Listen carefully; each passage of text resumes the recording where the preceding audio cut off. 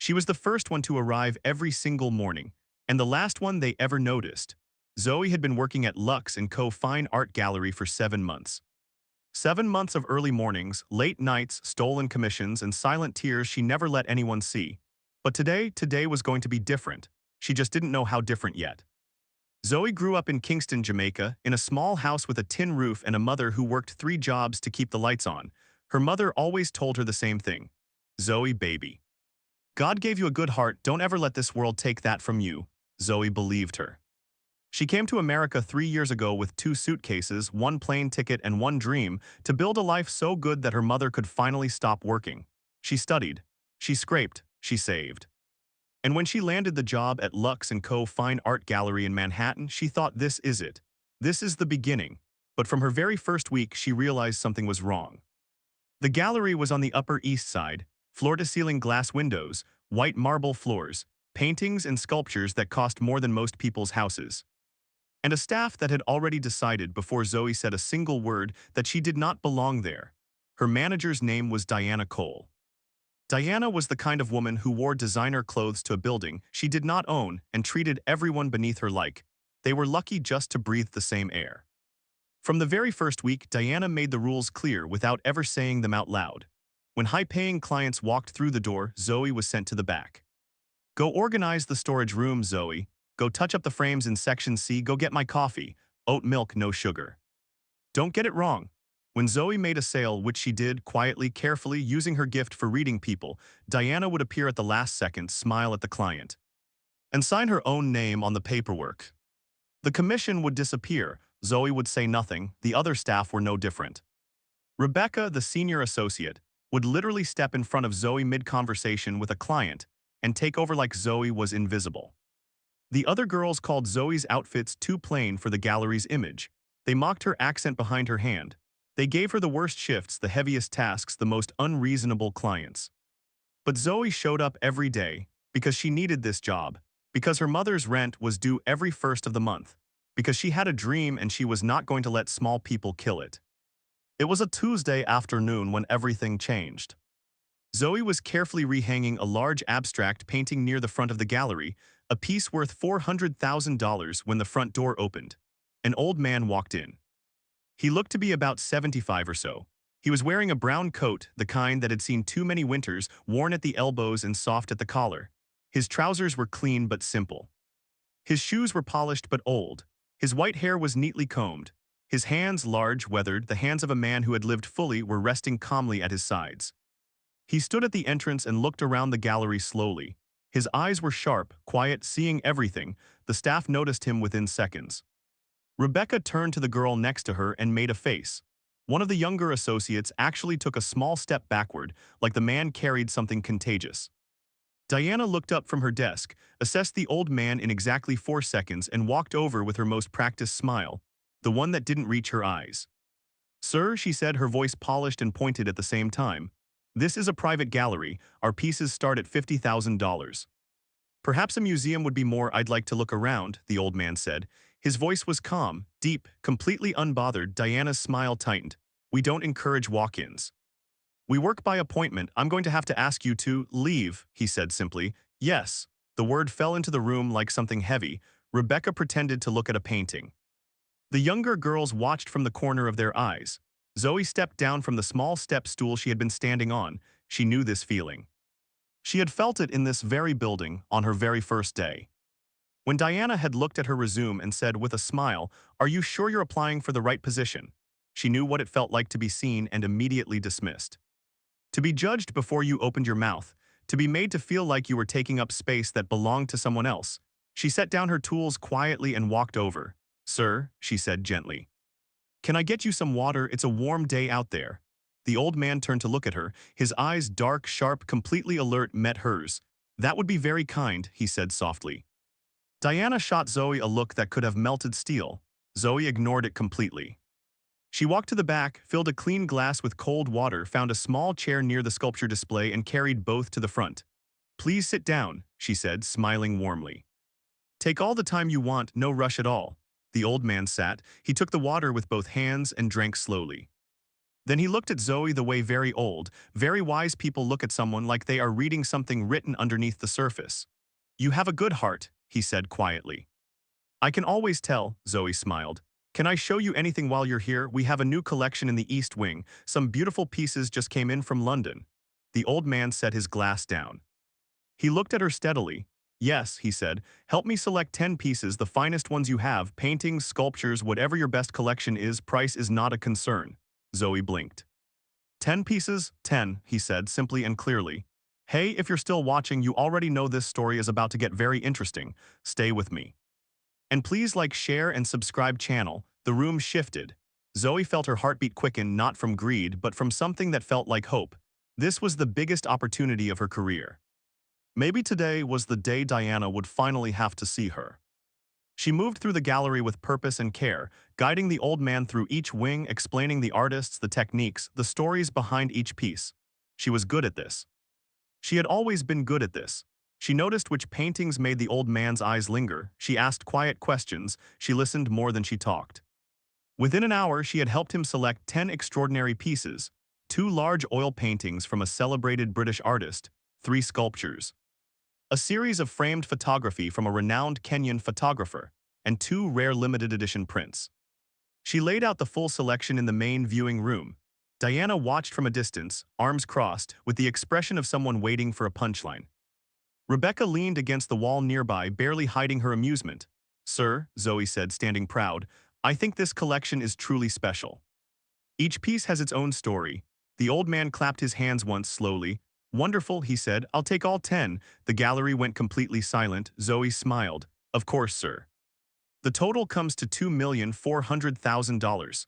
Nobody moved. Even Diana blinked. The old man reached into his coat pocket, then his other pocket, then the inside pocket of his jacket. He paused. He let out a long, slow breath. "Oh my," he said gently, "I seem to have left my wallet at home and my card." The silence lasted exactly 3 seconds, then Diana laughed. Not a polite laugh, a real one, the kind that starts in the stomach and doesn't care who hears it.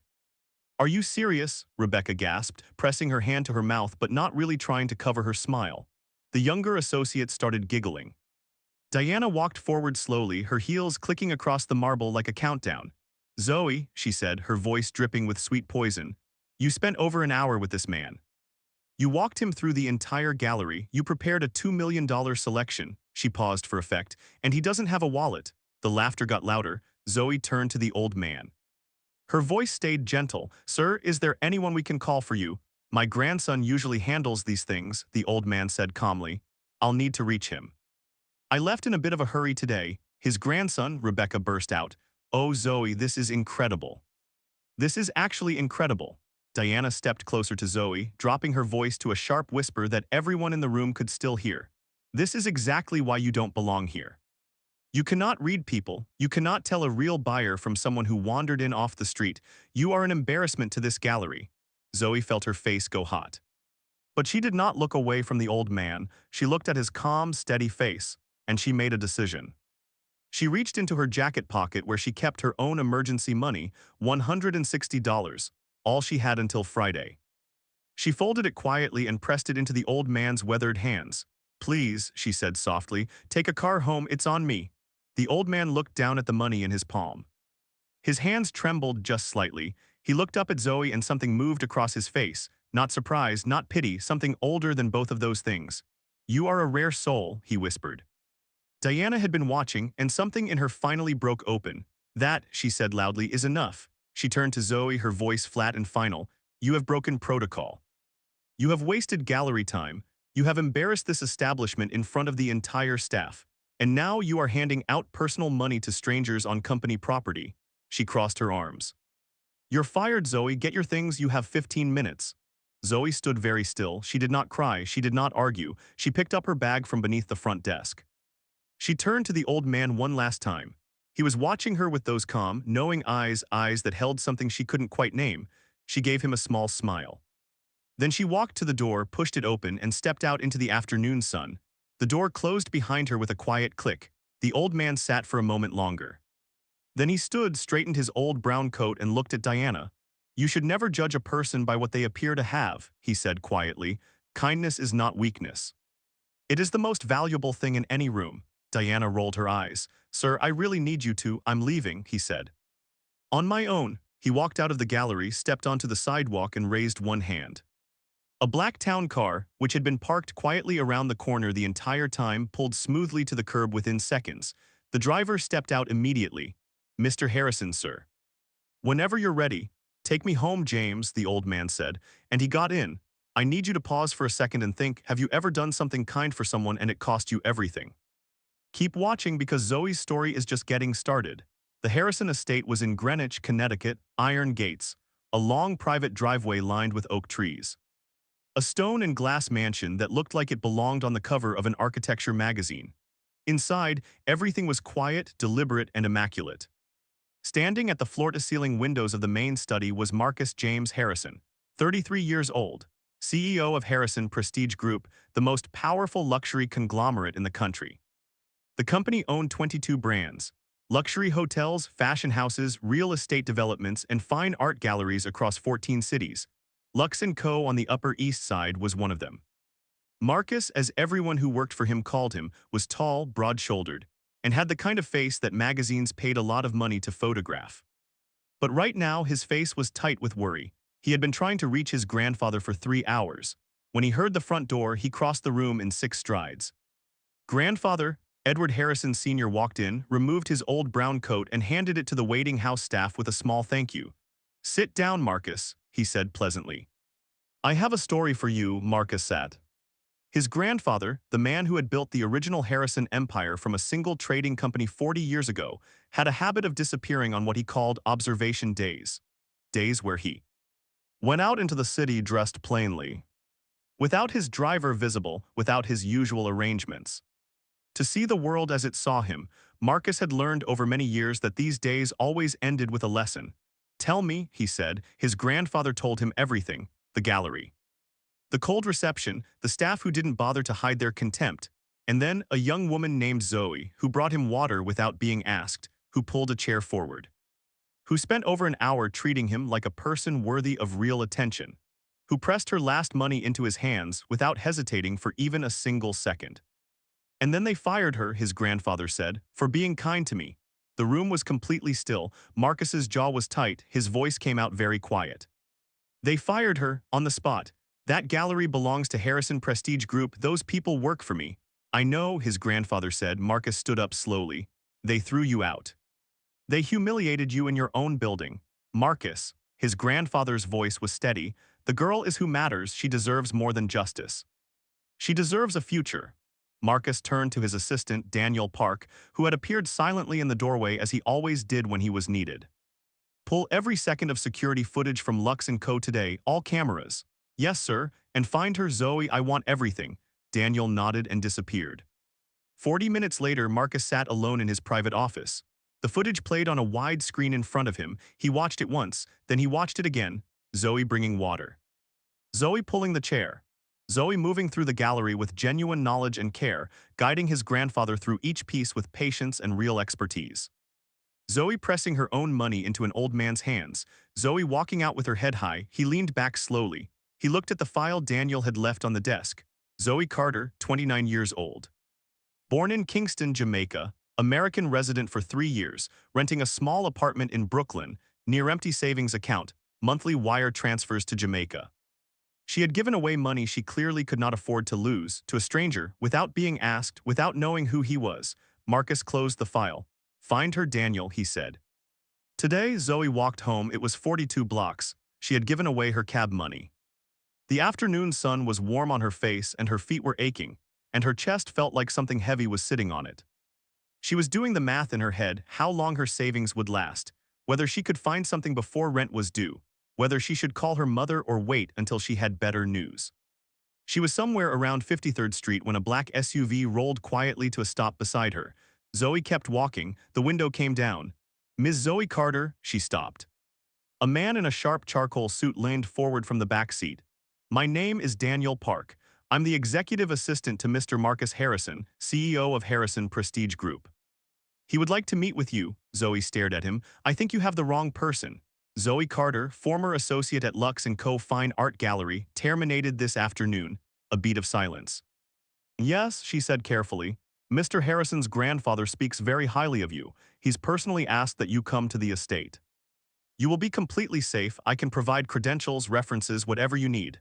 Zoe's mind was spinning. Harrison Prestige Group, she knew that name. Everyone in the art world knew that name. Harrison Prestige Group owned Lux & Co., which meant Marcus Harrison was Diana's boss. Which meant the old man in the brown coat was, oh no. She stood on the sidewalk for a long moment, the city moving around her. Then something quiet inside her, the same voice that had told her to bring the man water, said, "Go." "Okay," she said. "I'll come." The estate took her breath away, not because of the size, though it was enormous, but because of the feeling of arriving somewhere that operated by completely different rules. As the SUV moved through the iron gates and up the long oak-lined driveway, Zoe pressed her hands together in her lap and told herself to stay calm. She stepped out, looked up, and saw him. Marcus Harrison was standing at the top of the front steps. She had seen his face in Forbes magazine, in Bloomberg, once on a billboard in Times Square for a charity initiative his company had funded. In real life, he was more striking, taller, the kind of presence that changed the atmosphere of whatever space he entered. He came down the steps toward her and his eyes, dark, steady, reading everything, met hers. "Ms. Williams," he said, "I'm Marcus Harrison." "Zoe," she said, her voice was steadier than she felt. "Just Zoe." Something shifted in his expression, barely visible but there. "Just Zoe," he repeated. "Come inside."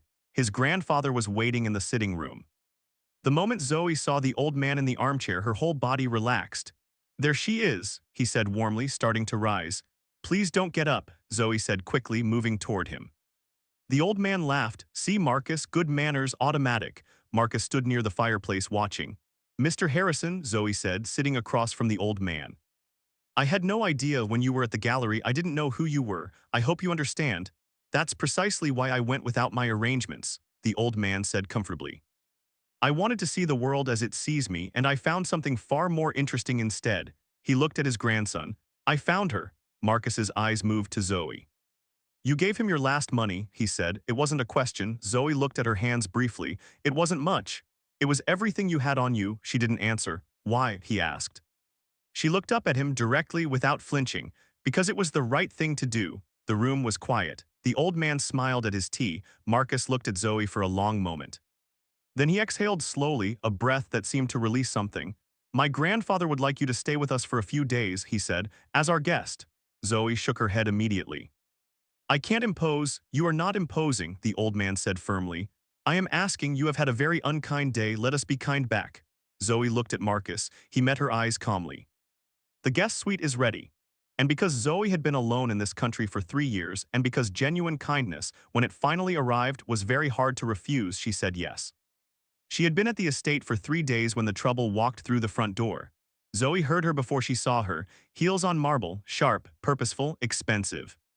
And then a voice smooth as silk over something hard underneath. "Marcus, I came as soon as I saw the news." Zoe was in the hallway when the woman swept past. She stopped when she saw Zoe. Her name was Serena Walsh. She was beautiful the way a well-sharpened knife is beautiful, precise, gleaming, and designed for a specific purpose. Serena's eyes moved over Zoe from the floor upward, slowly, the way people look at something they are trying to price. "Marcus," she said sweetly, turning to Marcus who had appeared from his study. "Who is this?" "A guest of my grandfather's," Marcus said. His tone was the temperature of January. Serena laughed, a light, musical laugh that didn't go anywhere near her eyes. "A guest?" She tilted her head at Zoe. "How lovely. Where are you from?" "Jamaica," Zoe said evenly. "How exotic." Serena smiled. "And what is it that you do?" "I work in fine art." "Oh, how sweet." She turned back to Marcus, touching his arm lightly. "Marcus, can I speak to you privately?"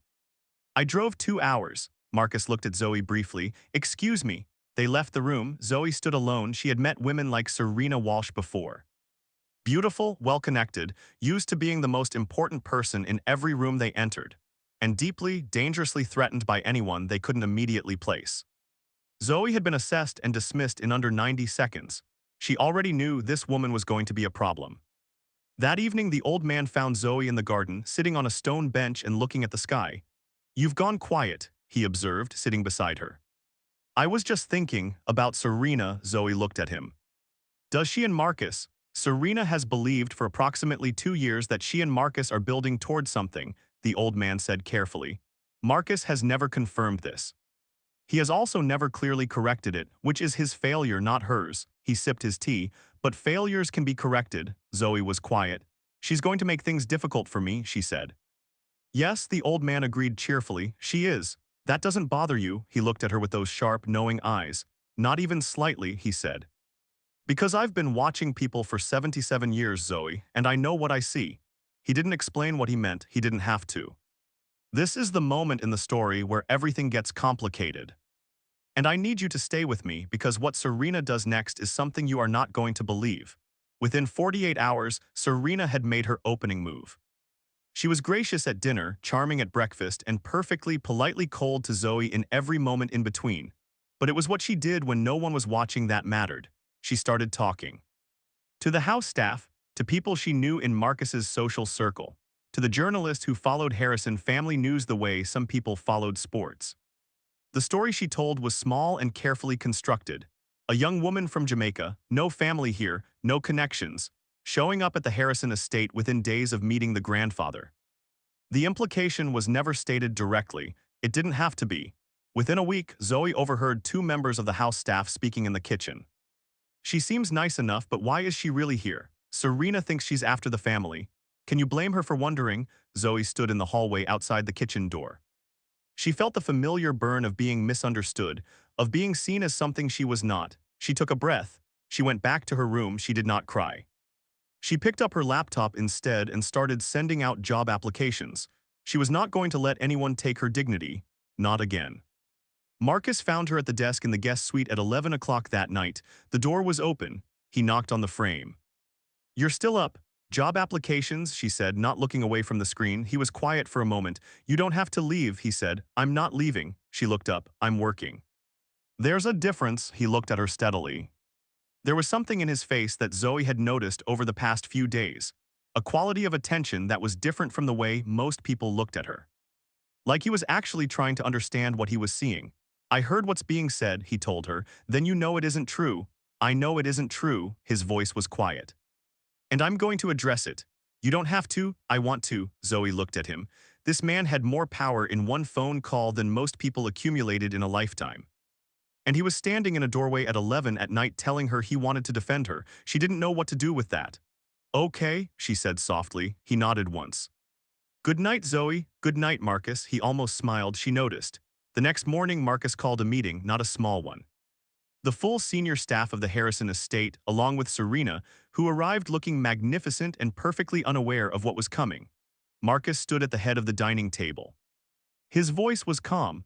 "Zoe Carter is a guest in this house. She is here at my grandfather's personal invitation. She is not to be discussed, speculated about, or whispered about by anyone in this household. If I find that anyone has been sharing information about her with outside parties," he paused, "that person will no longer work for this family, that's all." The room was absolutely silent. Serena's expression didn't move, but her hands resting on the table went still in a way that gave her away completely. After the meeting, she found Zoe in the hallway. "He defended you," she said. Her voice was pleasant, her eyes were not. "He defended a guest in his home," Zoe said. "That's not the same thing, isn't it?" Zoe met her eyes evenly. "Serena, I am not your competition. I'm not here to take anything from you." Serena smiled beautifully. "Of course not. You're just a girl with no family, no connections, and no history here. Why would you be competition?" She walked away. Zoe stood in the hallway alone. She felt the words try to settle into her skin the way cold does. She refused to let them. "Right now, I want you to do something for me. If you believe that kindness always wins in the end, drop a comment below and tell me. Because what happens next is proof. Keep watching and don't forget to like, share, and subscribe channel." It was Marcus's grandfather who noticed it first. The way Marcus looked at Zoe when she wasn't looking back. The way he found reasons to be in the same room. The way his voice changed just slightly when he spoke to her. Softer, more careful. "Marcus," the old man said one evening when they were alone. "When did you last laugh?" Marcus looked up from his phone. "What? Laugh? When did you last genuinely laugh?" He thought about it. "Yesterday," he said. Zoe said something about one of the paintings in the East Hall. His grandfather nodded slowly. "I see. What does that mean?" "It means nothing." The old man sipped his tea. "I was just asking." But of course it meant everything. 2 weeks after Zoe arrived, Marcus offered her a job. They were in his study. She had been helping him research provenance documents for a new acquisition. because she had asked if she could be useful and he had said yes, when he set down his papers and looked at her directly. "I have an opening," he said. "Director of Acquisitions for Lux & Co. The position has been vacant for 4 months. It requires someone with real knowledge of art, real judgment, and real integrity." Zoe stared at him. "You're serious. I don't make jokes about work. Marcus, I was an associate." "A floor associate? You're talking about a director position. I'm talking about the person best qualified." He leaned forward slightly. "I watched you work for over an hour with my grandfather. You know more about what we carry in that gallery than anyone currently on staff. You connected with him in a way that took real intelligence. And you have more integrity than anyone I have hired in the past 5 years." Zoe's throat tightened. "You'd be reporting directly to me," he continued. "The salary is," he named a number that made Zoe's breath stop entirely. "You would have full authority over new acquisitions. And you would never set foot in that gallery again if you didn't want to." The room was very quiet. Zoe thought about her mother. About 3 years of early mornings and stolen commissions and eating cheap noodles on a folding chair in a Brooklyn apartment. About the dream she had come to America with. "I need you to understand something," she said carefully. "I am not accepting this because of anything other than the work. I will earn this position. I will prove that your trust is right. But I am not accepting favors." Marcus looked at her steadily. "I know that," he said. "That's why I'm offering it." She took a breath. "Okay," she said. "Yes," he nodded once. And for just a second, just one, something in his face relaxed into something that looked very close to relief. Serena found out by noon the next day. Zoe had barely arrived at the Harrison Prestige Group headquarters, a glass tower in Midtown that hummed with the energy of serious money, when she felt the shift in the atmosphere. People stared. People whispered. She had been in the building for 40 minutes when a woman in marketing said loudly enough to be heard across the office, "So she's sleeping with him." That's how she got the director role. Zoe kept walking. She found her new office, set her bag down, turned on her computer, and began to work. Serena appeared in the doorway an hour later. She was smiling, settling in. "Yes," Zoe said, not looking up. "The staff are saying interesting things. They usually do." "It must be hard," Serena said sympathetically, "knowing that no one believes you earned this." Zoe looked up now. She looked at Serena for a long moment. "The work will speak," she said simply. "It always does." Serena's smile stayed perfectly in place, but she left. Marcus heard the rumors by the end of the first day. He called a company-wide meeting, not an email, not a memo, an actual meeting standing in front of every member of his Manhattan staff. "Zoe Carter was hired for the Director of Acquisitions role because she is the most qualified candidate I have considered in 4 months," he said. His voice was completely flat. "Her integrity, her knowledge, and her character were evaluated. Nothing else was. If I hear rumors to the contrary again from anyone, I will handle it personally." "And you do not want me to handle things personally?" Nobody breathed. Serena sat at the edge of the room. Her expression was perfectly composed. But when the meeting ended, she went directly to Marcus's office and closed the door hard behind her. "You are humiliating me," she said. "I am running my company." "Marcus. Everyone thinks I don't make decisions based on what everyone thinks." Serena's voice dropped. "I have stood by you for 2 years. I have been patient." "I have, Serena." His voice was gentle but completely clear. "You and I have never been together. I have never asked you to wait for anything. I have never made you a promise.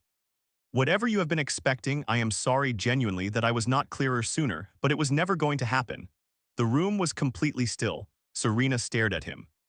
"Is this because of her?" Marcus looked at her steadily. "This is because it was always true."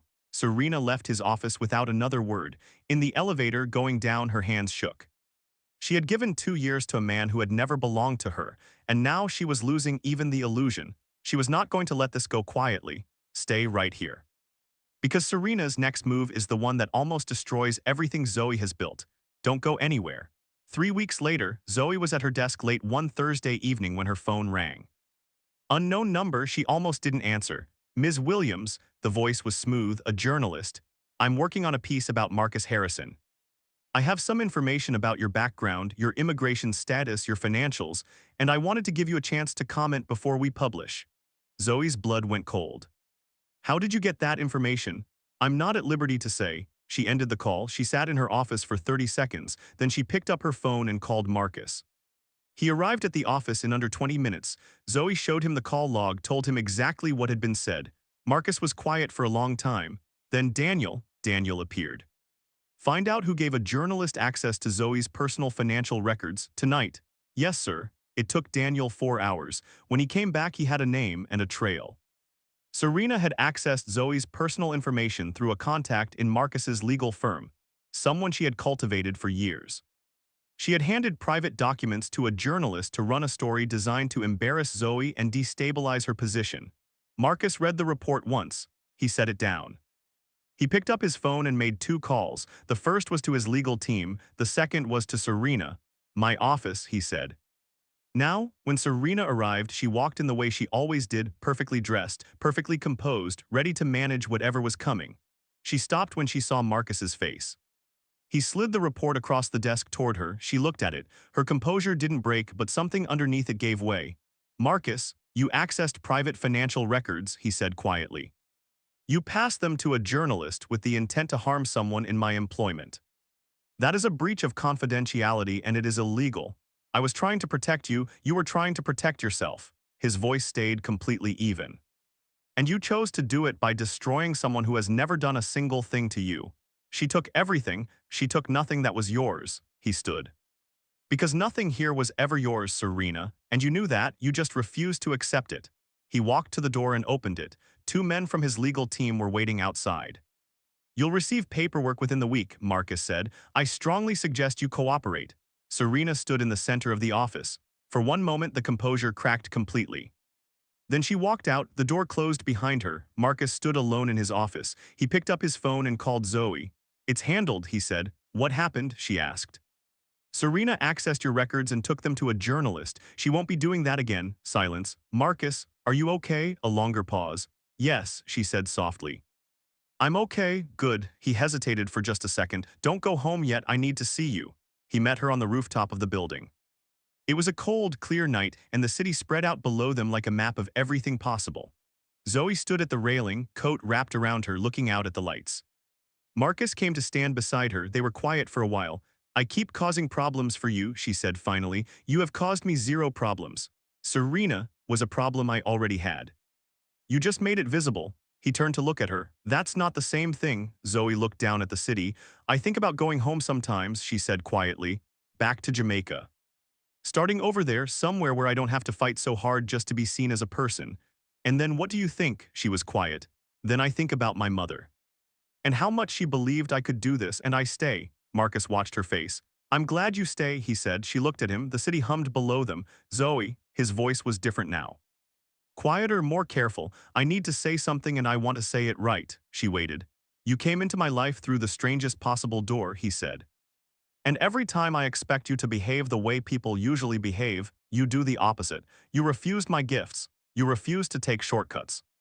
You work harder than anyone on my staff and you never ask for recognition." He paused. "I have spent a lot of years surrounded by people who want things from me. And I am not very good at knowing what's real anymore." He looked at her directly. "But you are real, I know that. I have known it since the first day I watched you on that security footage." Zoe's chest was tight. "Marcus, I'm not asking for anything," he said quickly. "I'm just telling you the truth. Because you deserve the truth, because you always tell yours." She looked at him for a long moment, at this man who had power over everything and had used it every single time to make her safer. "I think," she said carefully, "that you are the most unexpected person I have ever met." He almost smiled. "That's the nicest thing anyone has said to me in years." She laughed, a real one, surprised out of her. And Marcus Harrison, who had not laughed easily in longer than he could remember, laughed too. Below them, the city kept moving. Above them, the sky was full of stars. 3 months later, the old man called Zoe into the library. She found him in his favorite chair, a cup of tea cooling beside him, a small wooden box on the table. "Sit down, my dear," he said. She sat. He looked at her for a long moment, the way he had looked at her that first day in the gallery, like he was reading something written underneath the surface. "When you helped an old man in a worn coat," he said, "what were you thinking?" Zoe thought about it honestly. "I was thinking that someone should," he nodded slowly. "Not about what you might get from it. No, not about who I might be. I had no idea who you were." "No," he smiled. "You didn't." He reached forward and opened the small wooden box. Inside was a brooch, antique gold, set with deep blue sapphires that caught the light like something alive. "This belonged to my wife," he said. "For 43 years she was the heart of this family. She was kind the way you are kind, without calculation, without agenda, just because it was right. Zoe's throat tightened. I want you to have it. Mr. Harrison, Edward, he said firmly. My name is Edward and I am not asking. Zoe reached forward and took the brooch with careful hands. Thank you, she whispered. Thank you, he said simply, for reminding an old man that the world still has people like you in it. He patted her hand. Now go find my grandson. He has been inventing reasons to come to the library for the past hour. Zoe laughed. She stood, leaned down, and kissed the old man's cheek. He made a sound of pleased surprise. She walked to the door. Zoe, he called after her. She turned. Good things find good people, he said. I told you so. She found Marcus in the hallway outside, pretending to look at a painting he had almost certainly looked at 500 times before. Were you waiting for me? She asked. I was looking at the painting. You've had that painting for 12 years. He turned to face her. She was wearing the brooch on her jacket. The sapphires caught the hall light. Something in his face went very still. He gave it to you, he said softly. Yes, Marcus was quiet. He gave that brooch to my grandmother when he proposed, he said. He has never let it out of his hands since she passed. Zoe felt the weight of it differently now. Marcus, Zoe, he took one step toward her. I have been trying to find the right moment to say this for 3 months, and I'm going to stop waiting for the right moment because there isn't one. She stood very still. I love you, he said. That's it, that's what I need to say. I love you and I want you to know that, and I'm not going to pretend anymore that I brought you up here to look at security footage. Zoe stared at him. You are the bravest person I know, he continued, and the most honest and the kindest. And I know I am not easy, I know I am closed off and I work too much and I have too much money and complicated family dynamics, Marcus. And I know this started in the strangest way and I know. You have every reason to say no, Marcus, he stopped. She took one step toward him. I love you too, she said. I have for a while, I just didn't know how to say it to someone like you. The hallway was very quiet. He looked at her like she was something he had been looking for without knowing it. Someone like me, he asked. Someone who has everything, she said. And still somehow needed me. He reached out and took her hand. I didn't have everything, he said, until recently. And then he kissed her. In the library down the hall, Edward Harrison Sr. smiled at his cooling tea and said quietly, to nobody in particular. Finally, 6 months later, Zoe stood in the middle of Lux & Co. Fine Art Gallery. She was wearing a camel coat, her hair back, the sapphire brooch on her lapel. Behind her stood Marcus. In front of her stood Diana Cole. Diana had received a letter 2 weeks ago, formal, from Harrison Prestige Group Legal, informing her that the gallery's management was undergoing a full review. Today was her last day. She had not known Zoe would be the one delivering the news until she turned around and saw her standing there. Diana's face went through several things very quickly. Zoe, she said. Her voice was different now, stripped of its usual polish. Diana, Zoe said pleasantly, a long pause. I want you to hear this from me directly, Zoe said. You are being terminated for professional misconduct. Specifically, the misappropriation of employee commissions, discriminatory conduct, and creating a hostile work environment. She paused. I'm not here to be cruel to you. I know what it is to stand in this gallery and feel small. I don't want you to feel small. I just want you to know that the way you treated people here had consequences, and those consequences are real. Diana looked at her for a long moment. Something moved through her face that was hard to name. I didn't think, she started. I know, Zoe said, that's what made it so damaging. She turned to Marcus. He met her eyes. She turned back to Diana. Your severance details are with HR. I wish you well. She walked to the door and held it open. Diana walked out. Zoe stood in the doorway of the gallery, the same doorway she had walked out of 7 months ago, fired for giving a man a glass of water, and looked around the space. White walls, natural light. The hum of something beautiful waiting to be seen. What are you thinking? Marcus said behind her. I'm thinking about what I want to do with it, she said. It's yours, he said. Fully yours to run, she turned to face him. I want to create an emerging artists program, she said, for artists who can't afford representation. People who are incredibly talented and just need a door to open. He nodded slowly. Done, and I want a mentorship track for young women of color who want careers in the art world. Done, and I want Rebecca transferred. He almost laughed. Also done, Zoe turned back to the gallery. She thought about a small house in Kingston with a tin roof, about 2 suitcases and 1 plane ticket and 1 stubborn promise. About a worn brown coat and a glass of cold water and an old man with sharp, knowing eyes. About the way good things find good people. Ready? Marcus said. She looked at him. At this man who had power over everything and used it every single time to build something better. Yes, she said, and they walked in together. And if you are watching this right now, maybe you are having a hard day, maybe someone made you feel like you don't belong. Maybe you gave something you had very little of and got nothing back. I want you to hear this. Your moment is coming. Keep your heart kind, keep your head up, keep showing up, because good things find good people, always. If this story moved you, share it with someone who needs to hear it today. Subscribe so you never miss a story like this. And drop a comment, tell me. What is the kindest thing a stranger has ever done for you? I'll see you in the next one.